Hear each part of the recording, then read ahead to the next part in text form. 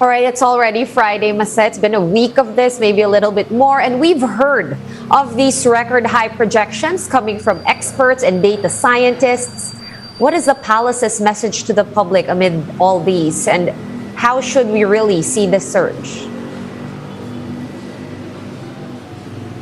Well, the Department of Health said that there is no concrete evidence yet whether there's already a local transmission of the Omicron variant in the country, but based on the numbers of particularly the number of COVID cases nationwide, we should assume that there is already local transmission. So we have to be careful and always follow the health protocols. Right. In terms of guidelines, Mase, the last time we went through this, not a lot of people were vaccinated. Right now, at least here in the NCR, there's a lot of vaccinated individuals already. Having said that, have there been any tweaks to the guidelines, especially for quarantining, isolating, whether you're infected or exposed? Yes, earlier this afternoon, Health Undersecretary Maria Rosario Vergere discussed the new guidelines that they have drafted for those individuals who need to be quarantined. Let me read to you some of the guidelines that she has presented. For those individuals who are COVID positive but do not have any symptoms, or they are just experiencing mild to moderate symptoms, they should be quarantined for 10 days, whether they are vaccinated or not. Now, for those who are experiencing severe and critical symptoms, they should be quarantined for 21 days. It doesn't matter whether they are vaccinated or not, but it will depend, of course, on the advice of their doctors. For those individuals who are close contacts or who have exposure with the virus, for fully vaccinated individuals, they should be quarantined for 7 days and 14 days for unvaccinated or partially vaccinated. For health workers, they also have drafted the new protocols when it comes to quarantine.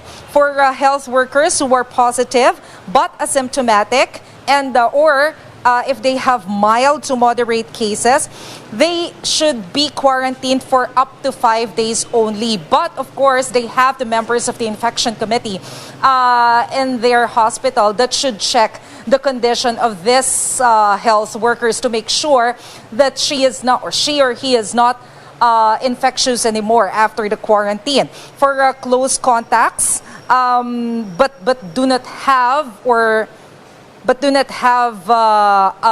any symptoms, it's okay not to be quarantined. But of course, this particular health worker must have a go signal from the infectious committee of their hospital. All right. Now, what did experts have to say about these studies, saying that the Omicron variant might be the beginning of the end to this pandemic? Sean, if you recall, Father Nick Austriaco of the Octa Research Group said that. But, well, for some reason, some of the medical experts do not totally agree with the statement of Father Nick.